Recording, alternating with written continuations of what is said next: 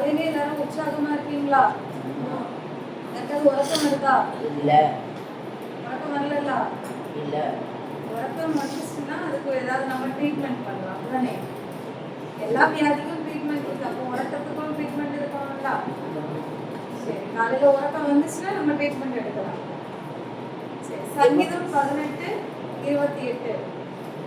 தயவுள்ளவனுக்கு நீர் தேவநீர் விளக்கை ஏற்றுவீர், என் தேவனாகிய கர்த்தர் என் இருளை வெளிச்சமாக்குவார். தேவன் நம்முடைய விளக்கை ஏற்றும் பொழுது நம்முடைய இருள் என்னவா மாறும்? வெளிச்சமாய் மாறும். அப்ப இன்னைக்கு 3 காரியத்தை குறித்து நம்ம இன்னைக்கு தியானிக்க போறோம். தேவன் நம்முடைய விளக்கை ஏற்றும் பொழுது என்ன மாறும்? இருள் வெளிச்சமா மாறும். இருள் மாறும்னு சொல்லல, இருள் தான் என்னவா மாறும்? வெளிச்சமா மாறும். அப்போ இன்னைக்கு நம்ம விளக்குனா என்ன அப்படின்னு நம்ம பார்க்க போறோம். விளக்குனா என்னது? விளக்குனா என்னது? ஒரு பாண்டம். ஒரு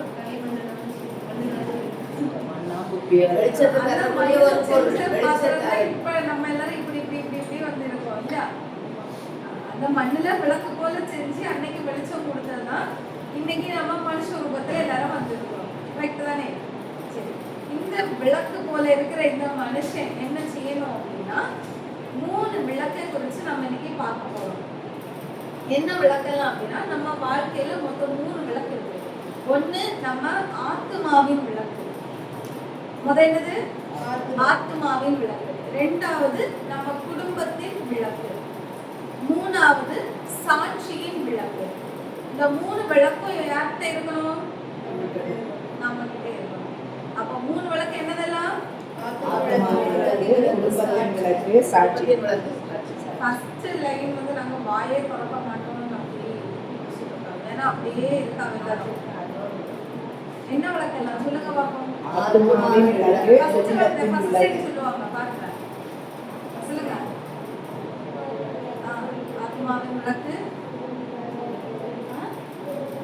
குடும்பத்தின் விளக்கு, சாட்சி விளக்கு.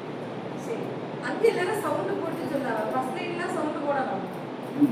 சரி, ஃபர்ஸ்ட் ஆத்மாவின் விளக்கை குறித்து பார்க்க போறோம். சரியா? நீதிமொழிகள் 20ஆம் அதிகாரம் 27வது வசனம் பாருங்க. நீதிமொழிகள் 20:27.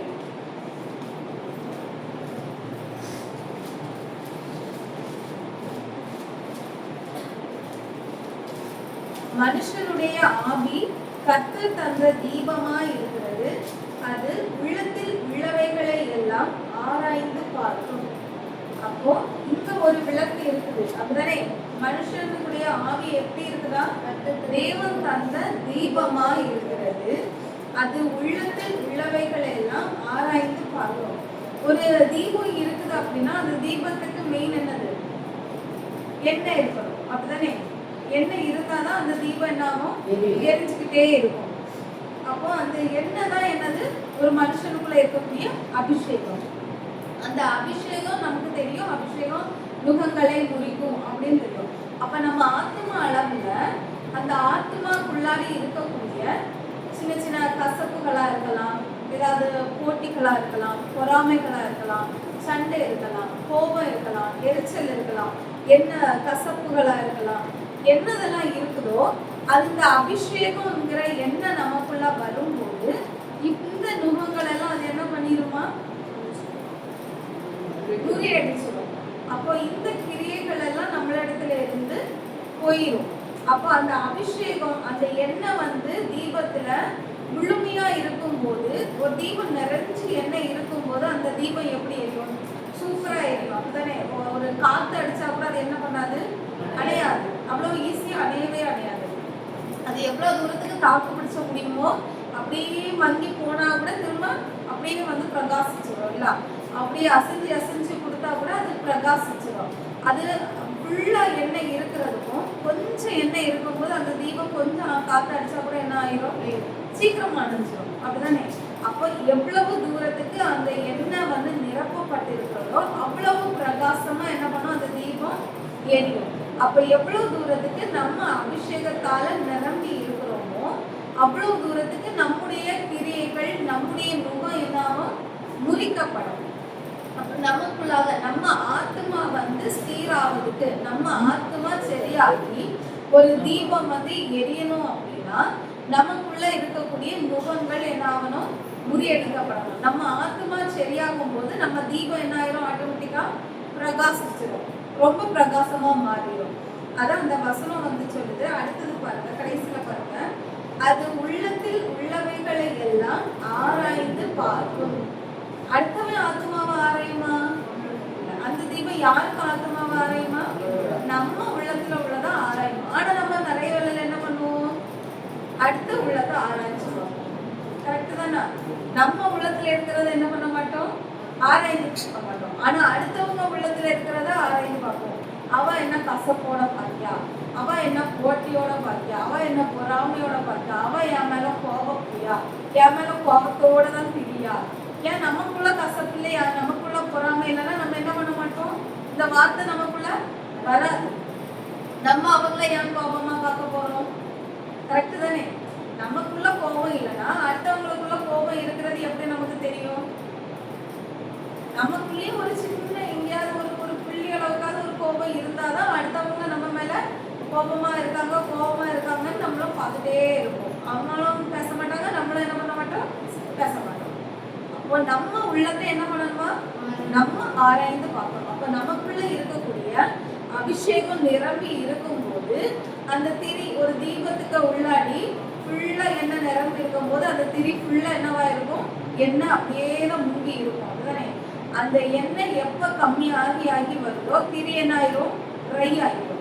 ட்ரை ஆன திரி சீக்கிரமா காத்துப்பட்டுன்னு என்ன ஆயிரும், அணைஞ்சிரும். அதே எண்ணெயோட அந்த திரி இருந்துச்சுன்னா சீக்கிரமா அணையாது. அந்த எண்ணெயில பச்சு தீ என்ன பண்ணிட்டே இருக்கும், எரிச்சுக்கிட்டே இருக்கும். எப்ப எண்ணெய்க்கு லெவல் கொஞ்சமா குறைஞ்சிட்டு வருது, ஒரேடியா ஒரு விளக்குல குறையுமா? குறையாது. யாராவது கவுத்து போட்டாதான் குறையும். அப்போ கொஞ்சமா ஒளி கொடுக்க கொஞ்சமா அது என்ன ஆயிரும், குறைஞ்சிட்டு வரும் எண்ணெய். அப்ப நம்ம இதே போலதான் ஆதியில நம்ம வரும்போது நம்ம ஆத்மா எப்படி எரியும், ஒரு தீபம் ஃபுல்லா நிரப்பப்பட்டது போல எரிச்சுக்கிட்டே இருக்கும். அதுக்கப்புறமா என்ன ஆயிரும், கொஞ்சமா நம்ம உள்ளத்துல இருக்கிறத பார்க்க மாட்டோம், அடுத்தவங்க உள்ளத்துல இருக்கிறத ஆராய தொடங்கிடும். கரெக்ட் தானே? எப்பமாவது நம்ம உள்ளத்துல ஏன் உள்ளத்துக்குள்ள கசப்பு இருக்குதா, அது இந்த அபிஷேகத்துல ஏதாவது ஆண்டவர் வெளிப்படுத்தும் போது மட்டும் பார்ப்போமே தவிர மற்ற நேரம் என்ன பண்ணிடுவோம், அடுத்தவங்க உள்ளத்தை ஆராய தொடங்கிடுவோம். அப்படி தொடங்கும் போது நம்ம தீபம் என்ன ஆயிரும், என்ன லெவல் கொஞ்சமா குறைஞ்சிட்டே வரும். கடைசியில் என்ன ஆயிரும், திரிலையும் என்ன இருக்காது, தீபத்திலையும் என்ன இருக்காது, திரி என்ன ஆயிரும், அணைஞ்சு போயிடும். அதான் நம்ம ஆத்மாவின் விளக்கு. நம்ம ஆத்மாவின் விளக்கு அப்ப எப்படி இருக்கணும், அபிஷேகம் எப்பவுமே நிறைஞ்சி இருந்தனா நம்ம நுகம் முறியடிக்கப்பட்டு அந்த தீபம் எப்படி இருக்கும், ஒளி கொடுக்கிறதா இருக்கும். ரெண்டாவது நம்ம குடும்பத்தின் விளக்கு. யோபு 29 3வது வசனம் பாருங்க.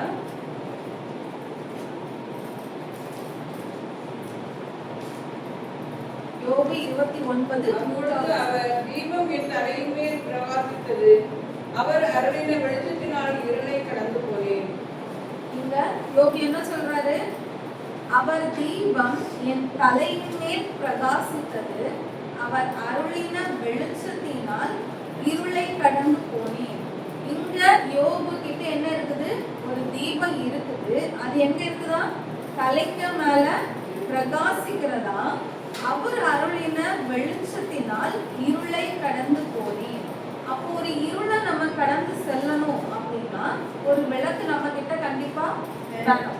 ஒரு இருளை நம்ம எப்படியாவது கடந்து போறோம், ஒரு இருட்டெல்லாம் வெளியில போறோம், இல்ல நைட் டைம் நம்ம வெளியே போறோம்னா கையில ஒரு டார்ச்சை கண்டிப்பா எடுத்துட்டு போனோம். இப்போ போன்ல டார்ச் இருக்கிறதுனால ஒரு போனை தூக்கிட்டு போயிடுவோம், டார்ச் அடிச்சுட்டு போயிடுவோம். அப்படிதானே? ஒரு 5-10 வருஷத்துக்கு முன்னாடினா எல்லாருக்கும் கையில ஒரு எமர்ஜென்சி லைட்டோ ஒரு டார்ச்சோ பிடிச்சிட்டோம்னா நம்ம போயிட்டே இருப்போம். அப்படிதானே? சரி, ஒரு இருளுக்குள்ள நம்ம போறோம்னாலே நம்ம கையில என்ன வேணும், கண்டிப்பா ஒரு வெளிச்சம் கொடுக்குற ஏதாவது ஒரு ஆப்ஷன் நம்ம கையில இருக்கணும். நம்ம தைரியமா இருளுக்குள்ள நம்ம போறேன்னு சொல்லிட்டு போவோமா? போக மாட்டோம் யாரும். ஒரு விளக்கு நம்ம கையில கம்பல்சரியா நம்ம கொண்டுதான் போவோம். அந்த இருளை கடந்து போனதுக்கு ஒரு வெளிச்சம் வேணும்னா நம்ம குடும்பத்துல நம்ம ஆத்மாவை காத்துக்கொள்ள தேவனுடைய வசனம் வரணும். அதுதான் யோபுடைய தலையின் மேல் பிரகாசித்தது.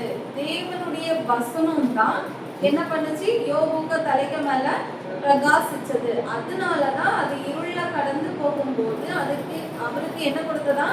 வெளிச்சம் கொடுத்தது. அப்ப இன்னைக்கு தேவனுடைய வசனம் நமக்குள்ளாக இருக்கும்போது நம்ம குடும்பத்தின் வாழ்க்கை அது நமக்கு என்ன கொடுக்கும்? வெளிச்சத்தை கொடுக்கும். நம்ம ஒரு குடும்பத்துல நிறைய இருள் வரும், அப்படிதானே? நம்ம பிள்ளைகள்னால இருள் வரலாம், நம்ம கணவனால இருள் வரலாம், இல்ல குடும்பத்துல ஏதாவது ஒரு சின்ன ஒரு பிரச்சனை வரும்போது நமக்கு ஒரு இருள் வரலாம், ஏதோ உறவினர்கள்னால ஒரு இருள் வரலாம். அப்ப அந்த நேரம் தேவனுடைய வசனம் நமக்குள்ள இல்ல, அபிஷேகம் மட்டும் இருந்தும் பிரயோஜனம் கிடையாது, அப்படிதானே? அபிஷேகம் நுகத்தை முறிக்கும். நமக்குள்ள இருக்கக்கூடிய கிரியைகளை எல்லாம் மற்றவங்க மேல பொறாமப்படக்கூடாது, கோபப்படக்கூடாது அப்படிங்கிற அந்த நுகத்தை முறிக்கும். ஆனா வசனம் நமக்குள்ள இல்லாம போயிடுச்சுன்னா அது நமக்கு என்ன பண்ணாது? எந்த விதத்திலும் பிரயோஜனமா இருக்காது. அப்ப அந்த வசனம் நமக்குள்ள இருக்கும்போது, அந்த வசனத்தின் வழியில நம்ம நடக்கும்போது அந்த இருளை கடந்து செல்வதற்கு சின்ன சின்ன தடைகள் வரலாம், சின்ன சின்ன பிரச்சனைகள் நம்ம குடும்ப பாதையில வரலாம். அது எல்லாத்தையுமே கடந்து போவதுக்கு நமக்கு என்ன கிடைக்கும்? வெளிச்சம் கொடுக்கும். அப்ப அந்த வசனம் எவ்வளவு தூரத்துக்கு ஒரு யோபுக்குள்ளாக இருந்ததுங்கிறத நம்ம கடைசியில பார்ப்போம், சரியா? அந்த வசனத்தின் வழியில தான். ஏன்னா யோபுடைய மனைவி கூட சொன்னாங்க, தேவனை தூஷித்து ஜீவனை விடும்னு சொன்னாங்க. அப்ப கூட யோபு என்னதான் சொன்னாரு? பைத்தியக்காரியை போல பேசுகிறார், நன்மையை பெற்ற நாம தீமையை பெற வேண்டாமா அப்படின்னு சொல்றாரு. அப்ப அந்த இடத்துல தேவனுடைய வசனம் யோபுக்குள்ள இல்லைன்னா யோபுவால் அப்படி பேசியிருக்க முடியுமா? என்ன யோசிச்சிருப்பாரு? ஆமா, நமக்கு பிள்ளை இல்ல, சொத்து இல்ல, சுகம் இல்ல. ஒரு மனுஷனா இருந்தா எல்லாருக்கும் திங்கிங்கும் நார்மலா எங்கதான் போகும்? என்ன அது நம்ம இழந்தோமோ அதுக்கு நேராக தான் நம்முடைய சிந்தனை போகும். எனக்கு இது இல்ல, அது இல்ல, அது இல்ல, அந்த குறைகளுக்கு நேராக தான் போகும். ஆனா அந்த இடத்துல தேவனுடைய வசனம் ஒரு யோபுக்குள்ள இருந்ததுனால யோபு என்ன சொல்றாரு? நன்மை பெற்ற நாம தீமையை பெற வேண்டாமா அப்படின்னு கேட்கிறாரு. அப்போ அந்த வசனம் எவ்வளவு தூரத்துக்கு முக்கியத்துவங்கிறத வரல. அந்த ஒரு சிச்சுவேஷன் போதும். ஒரு மனைவி தூஷித்து ஜீவனை விடுன்னு சொல்லும் போது யோபுக்குள்ளாக ஒரு மாறுபட்ட சிந்தனை வந்துச்சுனாலே அந்த இடத்துல என்ன இருக்கும்? அவரும் அந்த இருளுக்குள்ளாடி அப்படியேதான் இருந்திருப்பாரு. கரெக்ட் தானே? அந்த வசனம் இருந்ததுனால அவர் என்ன பண்ணாரு? அந்த இருள்ல அவருக்கு தலைக்கு மேல அந்த தீபம் எப்படி இருந்ததுன்னா பிரகாசித்ததுனால அந்த வெளிச்சத்துல அவர் இருள என்ன பண்ணாரா? கடந்து போனாரு. அப்ப இன்னைக்கு வசனம் நமக்கு வெளிச்சம் கொடுக்கிறதா இருக்கிறது. அந்த வசனத்தை நம்ம இருதயத்துக்குள்ள, நம்ம எப்பவுமே நம்ம நாவல இருக்கணும், நம்ம இருதயத்துக்குள்ள இருக்கணும், நம்ம சிந்தனைக்குள்ள இருக்கணும், நம்ம செயல்கள்ல வசனம் இருக்கணும். அப்போ நம்ம குடும்பத்துல யாராவது நமக்கு ஒரு சின்ன பிரச்சனையை கொண்டாந்தா கூட அந்த வார்த்தையை நம்ம சொல்லும் போது அது நமக்கு என்ன கொடுக்குமா? வெளிச்சம் கொடுக்கிறதா இருக்கும். சரி, எல்லாருக்கும் கொஞ்சம் கண்ணுக்குற மாதிரி வந்துருச்சு. ஒரு கதைக்கு போயிடலாமா? கதையில தான் ட்ரீட்மெண்ட் தருவேன், சரி? அதுக்கப்புறம் யாரும் திட்டக்கூடாது. ஒரு அப்பாயும் ஒரு மகளும் இருந்தாங்க. பையன் என்ன பண்ணா? அப்பா கிட்ட போய் ஒரு பேப்பரை கொடுத்துட்டு சொன்னானா, இந்த பேப்பரை உங்களால எவ்வளவு கசக்க முடியுமோ அவ்வளவு தூரத்துக்கு கசக்குங்க அப்படின்னு. அப்பா என்ன பண்ணாரு? பேப்பரை நல்லா கசக்கினாரு. கசக்கிட்டு பையன் கிட்ட கொடுத்தாரு. பையன் கிட்ட கொடுத்தோன்னா பையன் என்ன பண்ணா? பேப்பரை பிரிச்சு காட்டினான். எதுக்கு அப்படின்னா, அப்பா அதுக்கு முன்னாடி பையனை திட்டி இருப்பாரு. ஏதோ ஒரு தப்பு பண்ணா அதுக்கு பையனை அப்பா திட்டி இருந்தாரு. அதுக்கு இந்த பேப்பரை கொடுத்துட்டு பையன் என்ன சொன்னா? கசக்குங்க அப்படின்னு சொன்னான். காட்டின பிறகு பையன் விரிச்சு காட்டுவான். இப்படிதான் எனக்கு மனசு இருக்குது, நீங்க சொன்ன வார்த்தையினால என் மனசு எப்படி ஆயிடுச்சு? இந்த கசங்குன பேப்பரை போல என் மனசு ஆயிடுச்சு அப்படின்னு. ஒன்னு அப்பா சொன்னாரா, அந்த டிவி ரிமோட்டரை எடுத்துட்டு வாப்பான்னு சொன்னாரா. டிவி ஆன் பண்ணுன்னு சொன்னாரு. அப்ப இவனை ஆன் பண்ணானா, ரிமோட்டு ஒர்க் ஆகல. ஒர்க் கூட ஆன் பண்ணானா, ரிமோட்டு ஒர்க் ஆகல. அந்த அப்பா சொன்னாரா, 2 தட்டு கொடு அப்படின்னு. 2 தட்டுனானா, ஆன் பண்ணானா, டிவி என்ன ஆயிடுச்சு? ஆன் ஆயிடுச்சு. இதே போலதான் நீ பேப்பர் கிடையாது, நீ டிவி ரிமோட்டு 2 தட்டு தட்டுனாதான் என்ன ஆவா? சரியாவா? அதே போலதான் இப்ப யாராச்சும் உறங்குனீங்கன்னா நமக்கு ட்ரீட்மெண்ட் என்னது?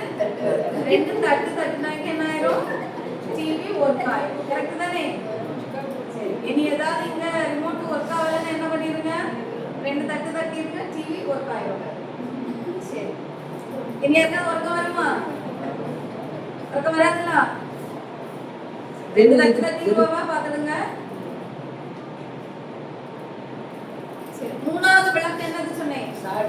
சாட்சியின் விளக்கு. மத்தேயு 5:15 பாருங்க.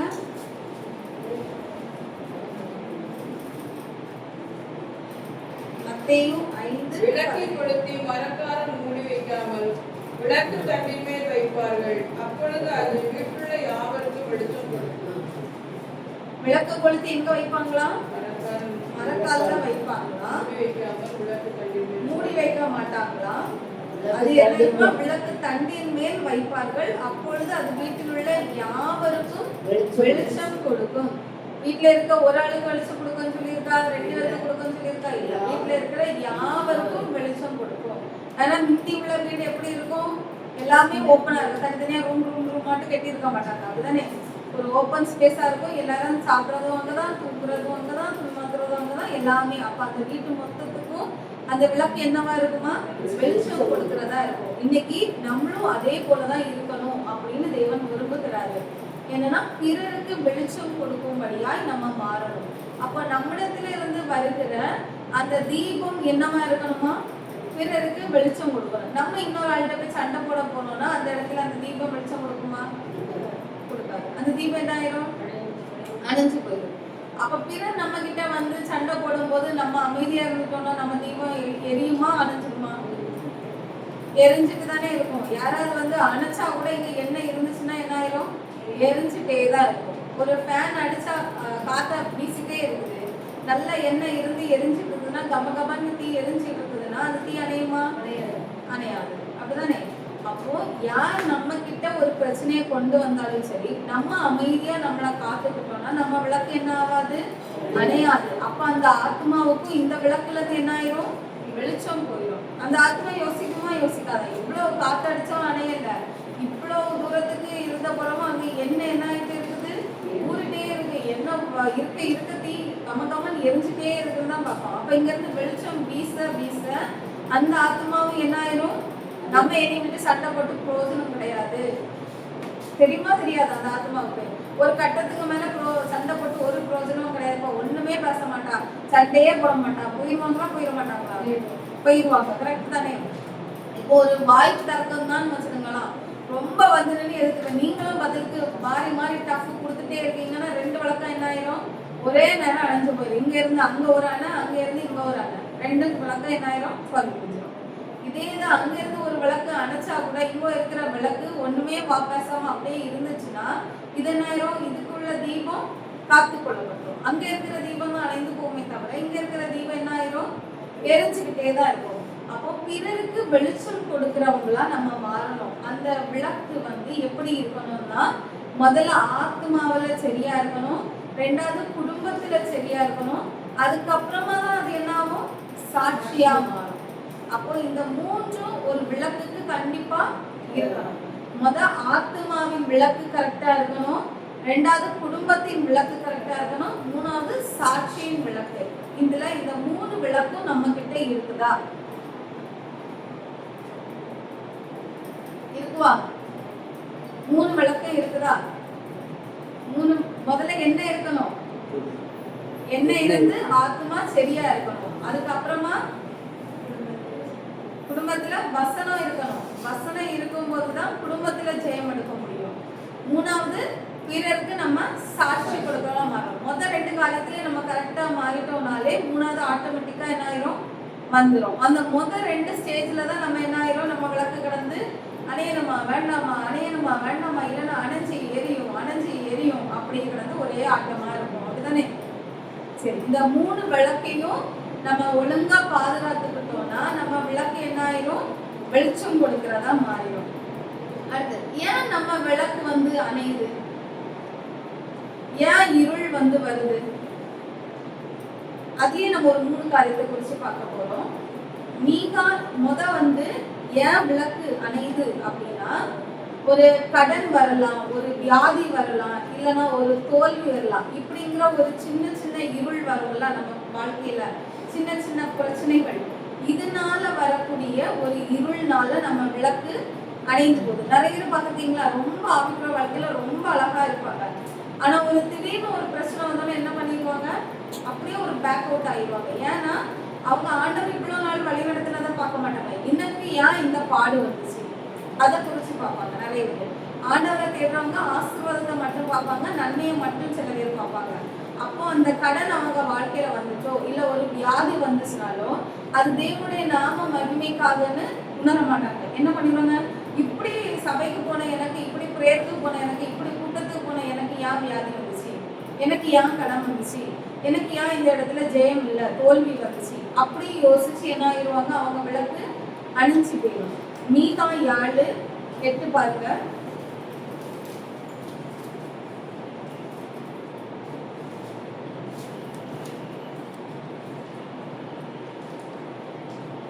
மகன் தகப்பன், என் சத்துருவே எனக்கு விரோதமாக சந்தோஷப்படாதே, நான் விழுந்தாலும் எழுந்திருப்பேன், நான் இருளே உட்கார்ந்தால் கர்த்தர் எனக்கு வெளிச்சமாய் இருப்பார். என் சத்துருவே எனக்கு விரோதமாய் சந்தோஷப்படாதே. அப்போ கடன் என்கிற இருள், வியாதி என்கிற இருள், தோல்வி என்கிற இருள், இதெல்லாம் யார் கொண்டு வருவா? சத்துரு கொண்டு வந்து சந்தோஷப்படலான்னு கொண்டு வருவான். ஏன்னா ஒரு யோகுடைய வாழ்க்கையில அப்படிதான் சத்துரு கொண்டு வந்தான். அப்படிதானே, அவனுக்கு இருந்த சந்தோஷத்தை ஃபர்ஸ்ட் எடுக்கணும். அதுதான் ஒரு சத்துருக்க நோக்கமே. அவன் எதுல சந்தோஷமா தேவனுக்குள்ளாடி இருக்கிறானோ அதை நம்ம எடுத்துட்டோம்னா சத்துரு என்ன பண்ணிடுவான், சந்தோஷப்படலாம். வேற எந்த மனுஷன் என்ன பண்ணிடும், அவனுக்கு சந்தோஷம் இல்லாம போயிடும். இந்த பூமியில மனிதனுக்கு முக்கியமா என்னதுதான் யோசிப்போம் எல்லாரும், நம்ம சந்தோஷமா இருக்கணும்ப்பா, நம்ம வாழ்ற நாள் சந்தோஷமா இருக்கணும், அதுதான் ஒரு மனுஷன் எதிர்பார்க்கிறான். அப்படிதானே, அப்ப இந்த சந்தோஷத்தை எடுத்துட்டோம்னா சத்துரு என்ன பண்ணிடுவானா, அவன் சந்தோஷப்படலாம், அவன் அப்ப ஏசப்பாவுக்கு என்ன பண்ணிடுவான், தூரமா போயிடுவான். அப்ப நமக்குள்ள அவன் வந்துருவான். நமக்குள்ளாக ஒரு ஆள் என்ட்ரி ஆகுது, நம்ம ஆர்மிக்கு ஒரு ஆளை சேர்த்துட்டோம் அப்படின்னு சத்துரு சந்தோஷப்படுவாங்கன்னா அதுலதான் இங்க என்னது, நான் விழுந்தாலும் எழுந்திருப்பேன், நான் இருளிலே உட்கார்ந்தால் கர்த்தர் எனக்கு வெளிச்சமா இருப்பார். கர்த்தர் எனக்கு இருளை நீக்குவார்னு கொடுத்திருக்கான் இல்ல, கர்த்தர் எனக்கு வெளிச்சமா இருப்பார். ஏன்னா நான் எங்க இருக்கேன், இருள்ல இருக்கேன், நான் ஒரு கடன்ல இருக்கிறேன், நான் ஒரு வியாதியில இருக்கிறேன், நான் ஒரு தோல்வியான ஒரு சூழ்நிலையில இருக்கிறேன், எனக்கு ஏதோ உங்களுக்கு என்ன பிரச்சனை இருக்குதோ நான் இதுல இருக்கிறேன்னு நினைச்சிருக்கேன், நான் அந்த இருளுக்குள்ளாடி நான் இருக்கிறேன் அப்படின்னு நினைச்சிருக்கேன். அதுல தேவன் எப்படி இருக்கிறாரா, வெளிச்சமா இருப்பார். அப்போ அந்த இருள்ல நம்ம இருந்தாலும் தேவன் அதுல நமக்கு எப்படி இருக்கிறார், வெளிச்சம் கொடுக்கிறவரா இருக்கிறார். ஆனா நம்ம நல்ல நேரம் என்ன நினைச்சிருவோம் அப்படின்னா, நான் இருள்ல தானே இருக்கேன், நான் இருள்ல தானே இருக்கேன் நம்ம நினைச்சிருவோம். தேவன் நமக்கு வெளிச்சம் கொடுக்கறத நம்ம என்ன பண்ண மாட்டோம், யோசிக்க மறந்து விடுறோம். நிறைய பேர் சொல்லி கேட்டிருக்கீங்களா, நான் ஆண்டவர் இவ்வளவு நாளா தேடினேன், எனக்கு இவ்வளவு கடனை தந்துச்சாரு, நான் இவ்வளவு நாளா நான் ஆண்டவரை தேடினேன், நான் கோயிலுக்கு போய் என்ன பிரயோஜனம், எனக்கு இப்படி ஒரு வியாதியை தந்துச்சாரு. நிறைய நம்ம ஒரு கேன்சர் வியாதியோ இல்ல ஒரு ஹார்ட் அட்டாக்கோ ஏதோ ஒரு பெரிய ஒரு வியாதி வந்தோன்னு என்ன சொல்லிடுவாங்கன்னா, எனக்கு ஆண்டவர் இப்படி ஒரு நோயை தரணும், எனக்கு ஆண்டவர் இப்படி ஒரு சோதனையை தரணும், என்னையும் ஆண்டவர் சோதிச்சு பார்க்கணும். அநியாயம் பண்றவன் எல்லாம் எப்படி இருக்கா, நல்லா இருக்கா, நீ நல்லவனா இருந்ததுனாலதானே ஒன்னு ஆண்டவர் சோதிச்சு பார்க்கிறாருன்னு நம்ம என்ன பண்ண மாட்டோம், யோசிக்க மாட்டோம்.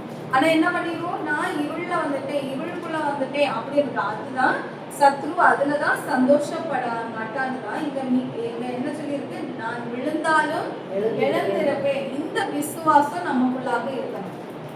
என்ன இருக்கணும், நான் விழுந்தாலும் எழுந்திருப்பேன். ஏன்னா யார் எனக்கு வெளிச்சம் கொடுக்கிறார், கர்த்தர் எனக்கு வெளிச்சம் கொடுக்கிறார். அந்த விசுவாசம் நமக்குள்ளாக இருக்கணும். நம்ம எப்ப இருளுக்குள்ள போகிறோமோ, நான் விழுந்தாலும் எழும்புவேன், தேவன் எனக்கு வெளிச்சம் கொடுப்பாரு, அந்த விசுவாசமும் நம்பிக்கையும் நமக்குள்ளாக இருக்கணும். ரெண்டாவது காரியம் என்னன்னா, மனிதர்கள் கைவிடும் போது வருகிற ஒரு இருள். யார் கைவிடும் போது, மனிதர்கள். ஏன்னா நம்ம இந்த உலகத்துல பாக்குறது எல்லாமே என்னதான், மனுஷனை தான் பாக்குறோம், மிருகங்களா பாக்குறோம். ஒரு மிருகம் விட்டுட்டு போச்சு இல்ல மிருகம் செத்து போச்சுன்னா 2 நாள் ஆடுவோம், 4 நாள் ஆடுவோம், அடுத்தது அதை நினைச்சு எப்பமாவது பார்ப்போம். ஆனா ஒரு மனுஷன் கைவிடும் போதுதான் நம்ம என்ன ஆயிரும், நம்ம வாழ்க்கையே உடைஞ்சது போல மாறிடும். அப்படிதானே, அதுவும் நம்மளை போல ஒரு மண் பாத்திரம் தான், நம்மளை போல ஒரு விளக்கு தான்ங்கிறது நமக்கு எப்போ புரியும், ரொம்ப நாள் கழிச்ச பிறகுதான் புரியும். ஆனா ஒரு மனிதன் நம்மளை விட்டு பிரிந்து போகும்போது இல்ல ஒரு உறவு முறிந்து போகும்போது அந்த உறவுக்குள்ளாக இருந்தவங்களுக்கு தான் என்ன இருக்கும், அந்த கஷ்டம் இருக்கும், ஒரு இருள் போல இருக்கும். அது அனுபவிச்சவங்களுக்கு இதை விட இன்னும் அதிகமா தெரியும். அப்படிதானே, ரொம்ப இருளுக்குள்ள நம்ம இருந்தவங்கள வேற யாருமே நம்மள பாக்குறதுக்கு இல்ல, இந்த மனுஷன் தானே எனக்கு ஒரு ஆறுதலா இருந்தா, எனக்கு ஒரு துணையா இருந்தா, இன்னைக்கு இந்த மனுஷனை இல்லையே நான் எங்க போவேன் அப்படிங்கிற ஒரு இருளுக்குள்ளாக நம்ம போயிருவோம். சங்கீதம் 27:10 பாருங்க.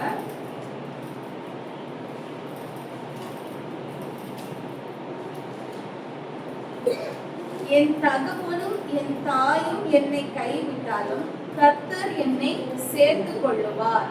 அப்போ நிறைய வேளைகள்ல இன்னைக்கு மனிதர்கள் தற்கொலை செய்கிறதெல்லாம் எதற்காக?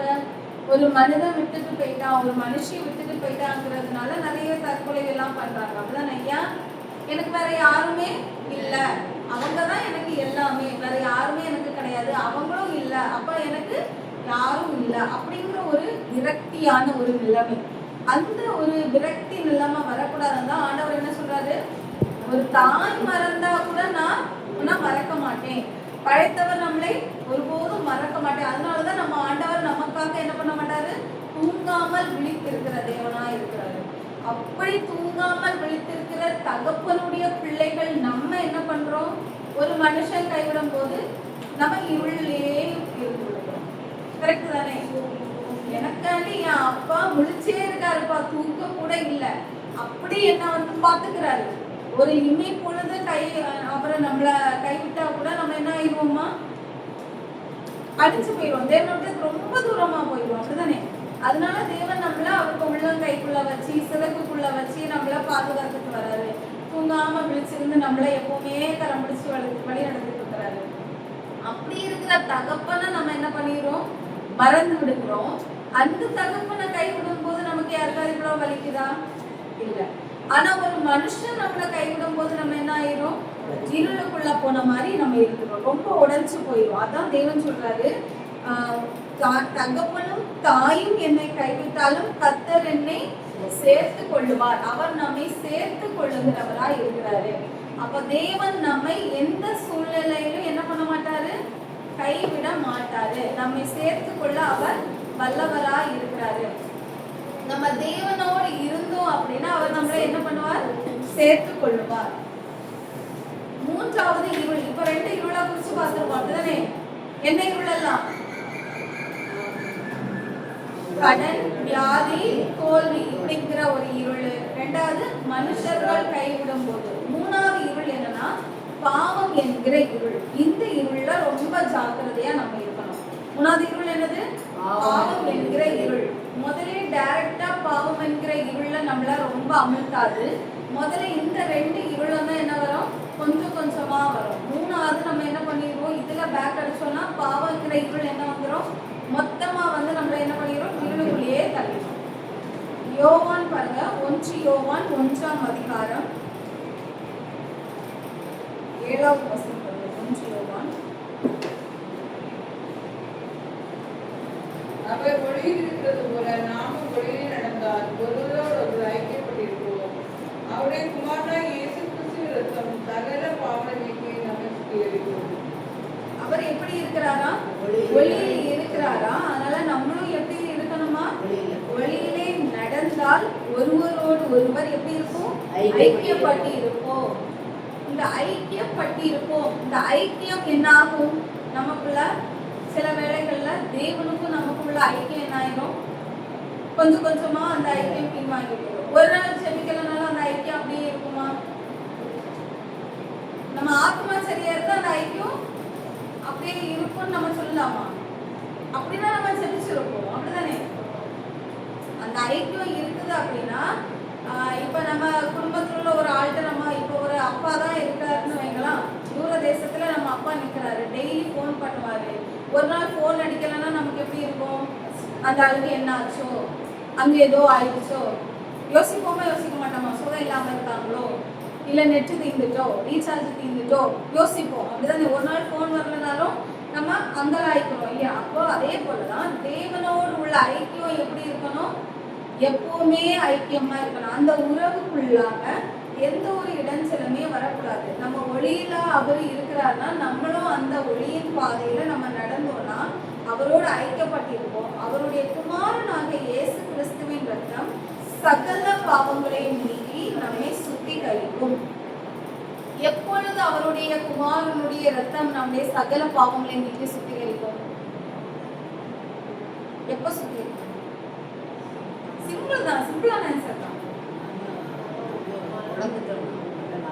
பாவத்தை அறிக்கையிடணும். கரெக்ட் தானே? பாவத்தை அறிக்கையிடணும். இவ்வளவுதான், சிம்பிள் தான். நம்ம ஆண்டவர் நமக்கிட்ட எதிர்பார்க்கிறது என்னது? பாவத்தை அறிக்கையிடணும். பாவத்தை அறிக்கையிடும் போது அவர் நமக்கு என்ன தருவாரா? பாவத்துல இருந்து விடுதலை தருவாரு. 8-10 வரைக்கும் பார்த்தோம்னா, நமக்கு பாவம் இல்லை என்போமானால் நம்மை நாமே வஞ்சிக்கிறவர்களா இருப்போம், சத்தியம் நமக்குள் இராது. சில சிச்சுவேஷன்ல நம்ம அடிச்சு நின்று பேசுவோம் தெரியுமா? இந்த இடத்துல நான் பாவமே செய்யல, நான் இதுல அப்படி செய்யவே இல்லை, நான் இதுல அப்படி பேசவே இல்லை, நான் இதை அப்படி பண்ணவே இல்லை, அப்படி நான் நினைக்கவே இல்லை. சில நேரம் நம்ம சொல்லிடுவோம். ஆனா நம்ம இருதயத்துக்கு தெரியும் நம்ம ஏதோ தப்பு பண்ணியிருக்கிறோம்னு தெரியும். ஆனா அதை நம்ம என்ன பண்ண மாட்டோம்? சில மனுஷங்களுக்கு தெரியும், ஏதோ ஒரு சூழ்நிலையில நம்ம என்ன பண்ண மாட்டோம்? விட்டு கொடுக்க மாட்டோம், அதை நம்ம விட்டு சொல்ல மாட்டோம். அந்த இடத்துல நம்ம இருதயம் என்ன ஆயிரும்? நான் இதுல சரியாதான்ப்பா இருந்தேன், நான் உள்ளதை தான்ப்பா சொன்னேன், நான் நியாயத்தை தான்ப்பா சொன்னேன், நான் உள்ள காரியத்தை தான்ப்பா சொன்னேன். நம்ம ஆத்மாவே நம்ம கிட்ட ஒரு வாதாடுகிறோம். நம்மளும் அதை என்ன பண்ணிடுறோம்? மனுஷன்கிட்ட போய் வாதாடுகிறோம். நம்மளை நியாயப்படுத்தி நம்ம என்ன பண்ணிடுறோம்? பேசிடுவோம். அப்ப அந்த இடத்துலதான் ஆண்டவர் என்ன சொல்லுவாரு? நமக்கு பாவம் இல்லை என்போமானால் நம்மை நாமே எப்படி இருக்கிறோம்னா வஞ்சிக்கிறவர்களாய் இருப்போம், சத்தியம் நமக்குள் இராது. அந்த சத்தியம் நமக்குள்ள இருந்தாதான், நம்ம முதலே பார்த்துட்டோம் அப்படிதான், தேவனுடைய வசனம் தான் எப்படி இருக்குது? வெளிச்சமா இருக்கிறது. அந்த சத்தியம் நமக்குள்ள இல்லாம போயிடுச்சுன்னா அதுக்கப்புறம் வெளிச்சம் வருமா? வராது. அதுக்கப்புறம் என்னதான் இருக்கும்? அந்த இருளின் பாதையிலேயே தான் நம்ம நடப்போம். முதல்ல நம்ம ஒரு பொய் சொல்லிடுவோம், ஏதோ ஒரு காரியத்தை மறைச்சு நம்ம ஒரு பொய் சொல்லிடுவோம். அதுக்கப்புறம் என்ன ஆயிரும்? வெளிச்சம் அந்த இடத்த விட்டு போயிடும். அதுக்கப்புறம் என்ன ஆயிரும்? அந்த சின்ன பொய் ஒரு அடுத்த ஒரு கொஞ்சம் ஒரு பொய்யா மாறும், கொஞ்சம் கூட பெரிய பொய்யா மாறும். அடுத்தது பொய்யா மாறி அடுத்த அனனியா சப்ரால போல பார்த்துடும். அங்க அனனியா சப்ரால அதே போலதான். ஆண்டவரா கூட்டி கேட்டாராப்பா, நீ கொண்டு வா, காணிக்கையை கொண்டு வான்னு கேட்டாரா? இல்ல, அவங்களே வித்தாங்க, அவங்களே கொண்டு வந்து என்ன பண்ணாங்க? பொய்ன்னு சொன்னாங்க, செத்துன்னு போனாங்க. அதே போலதான் இருக்கும். நம்மளே ஏதாவது ஒரு பிரச்சனையை உண்டு பண்ணுவோம், நம்மளே பொய்ன்னு சொல்லுவோம். நான் தான் நல்லவா, நான் தான் உத்தமமா இருந்தேன், நான் தான் இப்படி இருந்தேன், நான் தான் இப்படி இருந்தேன், நான் கரெக்டா இருந்தேன் அப்படிங்கிறத நம்ம என்ன பண்ணுவோம்? வாதாடுவோம். ஆனா நம்ம அந்த இடத்துல என்னைக்காவது விட்டு கொடுக்கணும்னு நம்ம நினைச்சிருப்போமா? சரிப்பா, என் மேலதான் தப்பு. நம்ம பாவம் செய்ய மாட்டோமா? மனிதர்களாக நம்ம எல்லாருமே பாவம் செஞ்சிருக்கோம். அப்ப நான் தான் பாவிப்பா, நான் பாவம் செஞ்சுட்டேன் அப்படி நம்ம என்னைக்காவது விட்டு கொடுத்துருக்கிறோமா? அப்படி நம்ம விட்டு கொடுத்திருந்தா கூட நம்ம தேவன் பாப்பாரு இல்லையா? என் மகா அவளே பாவம் செஞ்சு நீ ஏத்துக்கிட்டா, அப்ப அவளுக்கு பாவத்தை நம்ம என்ன பண்ணிக்கணும்? சுத்திகரிக்கணும், கழுவணும் அப்படின்னு கழுவுவாரு. ஆனா நம்ம என்ன பண்ணிக்கிறோம்? அந்த இடத்துல ஒரு அகங்காரம் நமக்குள்ள வந்துடும். ஏன் அவ தானே அப்படி பண்ணா, நான் எதுக்கு இந்த பழியை வாங்கணும், நான் எதுக்கு இந்த இதை பண்ண, அவங்க மேல பழியை நம்ம தூக்கி போட்டுருவோம். பொங்கல் பாருங்க, நம்முடைய பாவங்களை நாம் அறிக்கையிட்டால் பாவங்களை நமக்கு மன்னித்து எல்லா அநியாயத்தையும் நீக்கி நம்மை சுத்திகரிப்பதற்கு அவர் உண்மையும் நீதியும் உள்ளவராய் இருக்கிறார். அவர் எப்படி இருக்கிறாரா? உண்மையும் நீதியும். அப்ப இந்த உண்மையும் நீதியும் நம்மளிடத்துல என்ன பண்ணணும்? வெளிப்படணும். ஏன்னா தேவன் எப்படி இருக்கிறாரு? உண்மையும் நீதியும் உள்ளவராய் இருக்கிறாரு. அவர் உண்மையும் நீதியும் இருக்கிறாருன்னா நம்ம வாயிலும் நம்ம இருதயத்திலே என்ன இருக்கணும்? உண்மையும் நீதியும் வெளிப்பட்டாதான் அவர் நம்முடைய பாவங்களை என்ன பண்ணுவாரா? மன்னித்து எல்லா அநியாயத்தையும் நீக்கி நம்மை சுத்திகரிப்பார். 10வது வசனம் பாருங்க. நாம் பாவம் செய்யவில்லை என்போமானால் நாம் அவரை பொய்யராக்குகிறவர்களாய் இருப்போம், அவருடைய வார்த்தை நமக்குள் இராது. நம்ம பாவம் செய்யலை, இந்த இடத்துல நான் செஞ்சதுதான் கரெக்டு, இந்த இடத்துல என் மேல தப்பு இல்லை அப்படின்னு நம்ம சொன்னாலே யாரை நம்ம பொய்யராக்குறோம்? தேவனை நம்ம பொய்யராக்குறோம். ஏன்னா அவர் அந்த இடத்துல ஒரு தீர்ப்பு வச்சிருப்பாரு. என் மகன் இந்த இடத்துல தப்பு பண்ணா, இந்த இடத்துல அவ செஞ்சது தப்பு அப்படின்னு வச்சிருப்பாரு. அப்படிதானே? அந்த நியாய பிரமாணப்படி இதுல நம்ம இடணும்னு வச்சிருப்பாரு. நம்ம ஆத்மா என்ன பண்ணாது? அதை ஏற்றுக்கொள்ளாது. நான் இந்த இடத்துல என்ன பண்ணல, தப்பு பண்ணல, அவதான் தப்பு பண்ணா, அந்த ஆத்மா தான் தப்பு பண்ணுச்சு அப்படின்னு ஒத்த கால நிற்போம். அப்ப நம்ம யாரை பொய்யராக்குறோம்?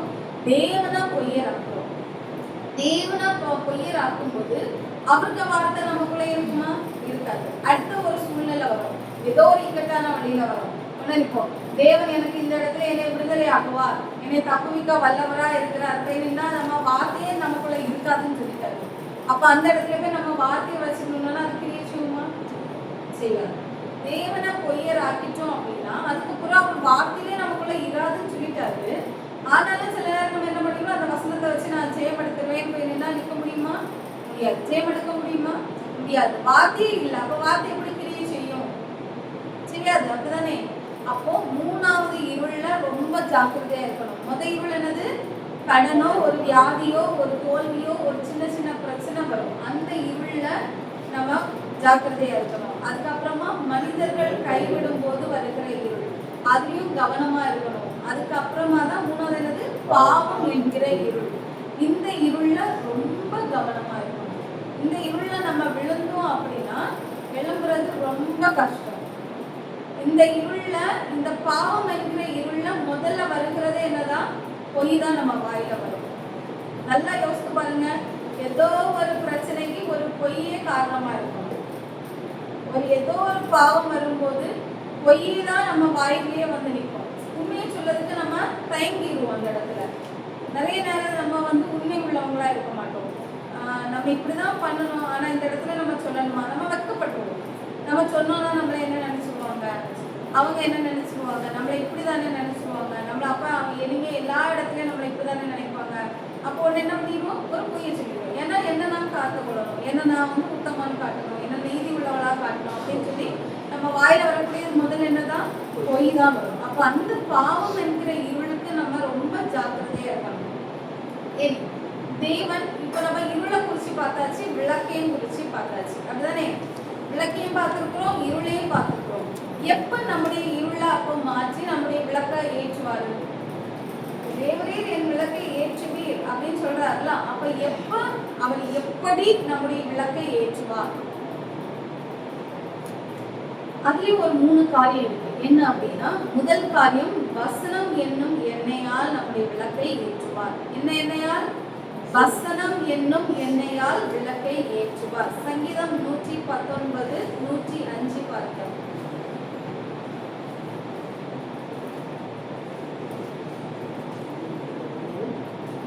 சங்கீதம் 119 105. உம்முடைய வசனம் என் கால்களுக்கு தீபமும் என் பாதைக்கு வெளிச்சமா இருக்கிறது. அப்போ வசனம் தான் என்னவா? கால்களுக்கு தீபம். அப்போ நடக்கிறதுக்கு ஒரு வெளிச்சம் வரணும்னா ஒரு தீபம் தேவைப்பட்டது. பழைய காலத்துல எல்லாம் பாத்தீங்கன்னா ஒரு விளக்க தான் கொண்டு நடந்து போவாங்க. அப்படிதானே? விடிய காலமே எல்லாரும் நடக்க தொடங்கிடுவாங்க எல்லாம்.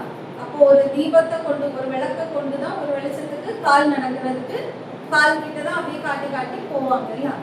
அதே போலதான் அந்த வசனம் நம்முடைய கால்களுக்கு தீபமும் நம்முடைய பாதைக்கு எப்படி இருக்கிறதா? வெளிச்சமா இருக்கிறது. அப்ப வசனம் என்னும் எண்ணெய் நமக்குள்ள இருக்கும்போது நம்முடைய விளக்கு ஏற்றப்படும். நேரம் குறைவா இருக்கிறதுனால நம்ம அடுத்த டக்கு டக்குன்னு செய்வோம். அடுத்து ரெண்டாவது எப்படி நம்மளுடைய விளக்கை ஏற்றப்படும்னா, பரிசுத்த ஆவி என்கிற நெருப்பால். லேவியராகமம் 6ஆம் அதிகாரம் 13ஆம் வசனம். என்னது? பரிசுத்த ஆவி என்கிற நெருப்பால். முதல்ல என்ன வேணும்? ரெண்டாவது என்ன வேணும்? நெருப்பு வேணும். அதுதான் எண்ணெய்ங்கிறதா வசனம், நெருப்புங்கிறது என்னது? பரிசுத்த ஆவி. லேவியராகமம் 6ஆம் அதிகாரம் 13ஆம் வசனம்.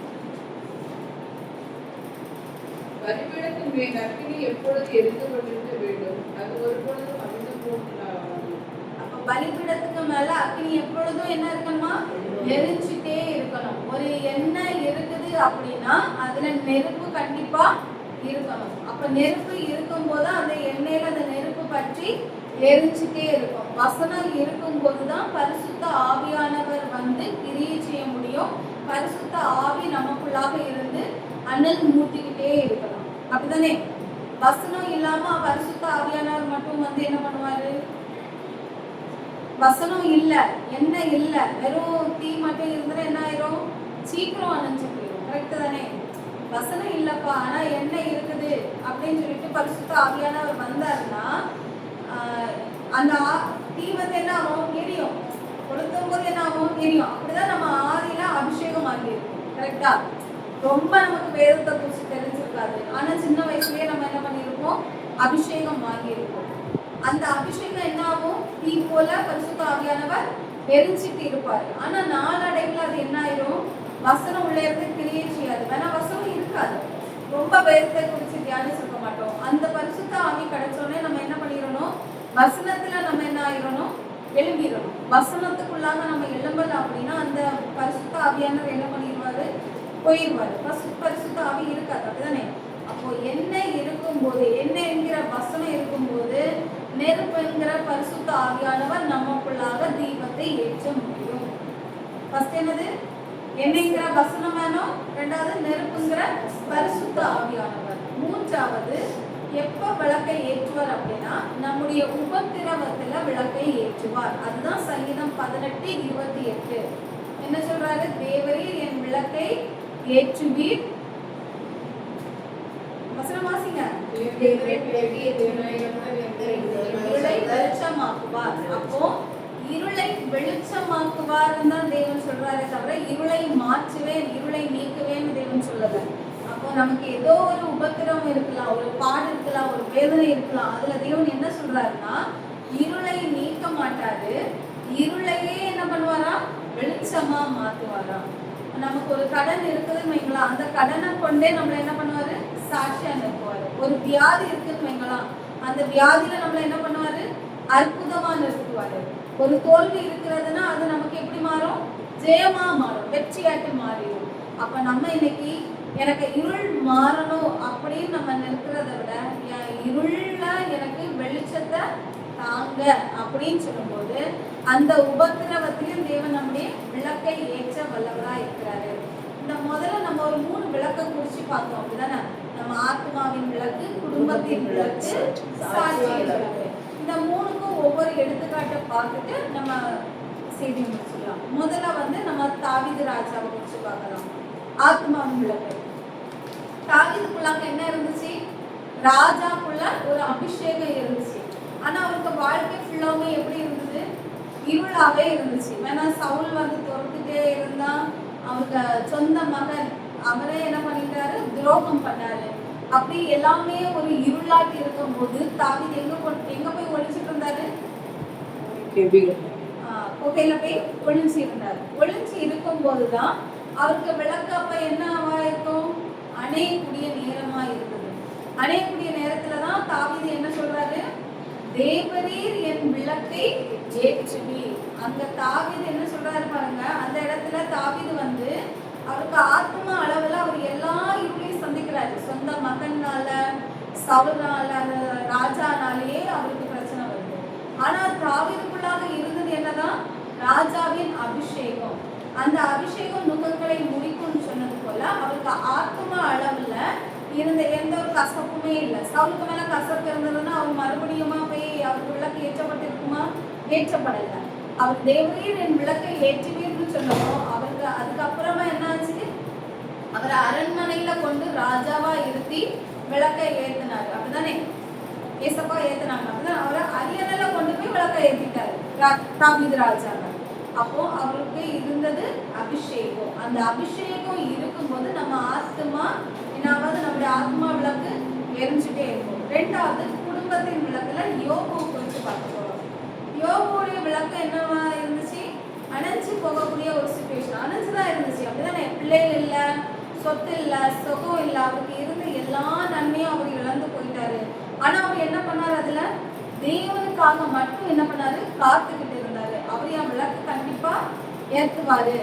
அவர் யாரையுமே போய் அவர் நாடல, நண்பனா போய் நாடல, மனைவியை நாடல, யாருக்காக மட்டும்தான் காத்திருந்தாரு, தேவனுக்காக மட்டும் காத்திருந்தாரு. தேவனுக்கு காத்திருந்ததுனால அவளுடைய தீபம் எப்படி ஏற்றப்பட்டது, ரெட்டிப்பா ஏற்றப்பட்டது. யோபு 42:12 பாத்தீங்கன்னா தெரியும். முந்தைய நிலைமையை காட்டிலும் யோபின் பிந்திய நிலைமை எப்படி இருந்தது, ரெட்டத்தலையான ஆசீர்வாதத்தை யோபு பெற்றுக்கொண்டாரு.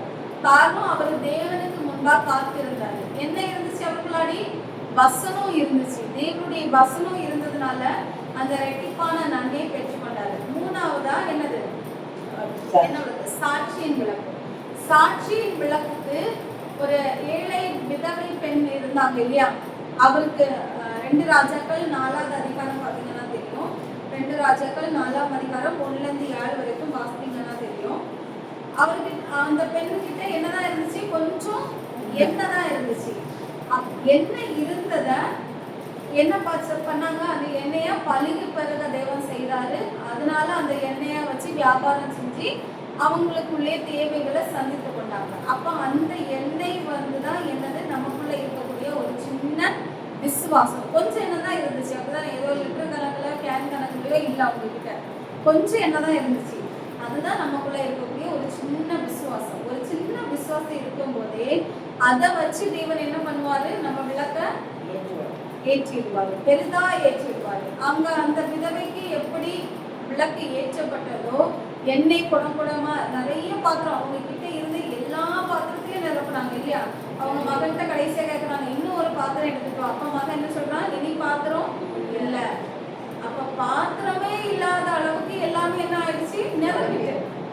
எல்லாமே நிரம்பிட்டுனால என்ன ஆயிரும், சாட்சி வந்துடும். கரெக்ட் தானே? எல்லா பாத்திரம் நிரம்பிட்டு நாங்க என்ன வந்துடும், சாட்சி வந்துடும். இன்னைக்கு நம்மளும் அதே போலதான் ஒரு சின்ன விசுவாசம் இருக்குதா, அந்த விசுவாசத்துல வச்சு நம்ம தேவனுடைய சமூகத்துல நிற்கும் போது அதுல தேவன் நம்முடைய விளக்க பெரிதாக ஏற்றுவார். இந்த 3 பேருமே நம்ம தாவீதை குறிச்சு பார்த்தோம், யோபை குறிச்சு பார்த்தோம், ஒரு ஏழை விதவை பெண்ணை குறித்து பார்த்தோம். அப்ப இந்த 3 பேருமே அவங்க விளக்க அவங்க வந்து ஏற்றினாங்களா, அவங்க விளக்க அவங்களே ஏற்றினாங்களா? இல்ல. யாருக்காக காத்திருந்தாங்கன்னா தேவனுக்காக காத்திருந்தாங்க. தேவன் என் விளக்க ஏற்றுவா.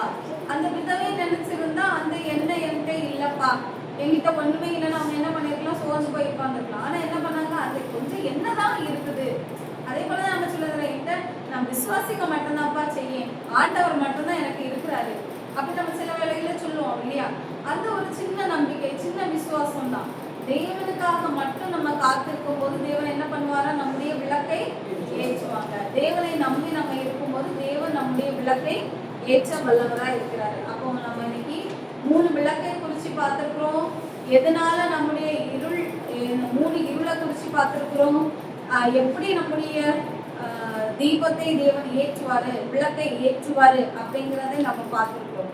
அப்ப இதை குறித்து நம்ம தியானிச்சோம் அப்படின்னா, தேவனுக்காக காத்து இருக்கும் போது நம்முடைய விளக்கை அவர் ஏற்ற வல்லவரா இருக்கிறார். அவர் தான் நம்முடைய விளக்கை என்ன பண்ண முடியும், ஏற்ற முடியும்.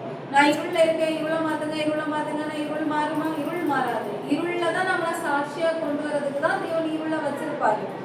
ஒரு வசனம் பார்த்தல, சத்ரு வந்து சந்தோஷப்படுவான், நான் இருள்ல இருக்கக்கூடாது. நம்ம என்ன பண்ணோம், நம்ம விழுந்தாலும் எழுந்திருப்பேன்னு நம்ம நிற்கும் போது தேவனை மட்டும் நம்ம சார்ந்து நின்னோம்னா நம்முடைய விளக்கு என்ன ஆயிரும், எரிஞ்சிரும், நம்ம பிரகாசிச்சிருவோம், வெளிச்சம் கொடுக்குறவங்களா நம்ம மாறிடுவோம், நம்ம சாட்சியின் விளக்கா மாறும். அதுதான் பரிபூரணம். முதல்ல நம்ம ஆத்மா விளக்கு சரியா இருக்கணும், குடும்ப விளக்கு சரியா இருக்கணும், 3வது சாட்சியின் விளக்கு. அந்த சாட்சியின் விளக்குக்கு நம்ம வந்துட்டோம் அப்படின்னா நம்ம விளக்கு அணையாது. அதுக்கப்புறம் பிரகாசிச்சிடும். தேவன் நமக்குள்ள இருந்து சாட்சியா மாற்றிடுவாரு. அப்ப இன்னைக்கு தேவன்கிட்ட நம்ம ஒப்பு கொடுக்கலாம், என்னுடைய விளக்கை நீங்க ஏற்றுங்க.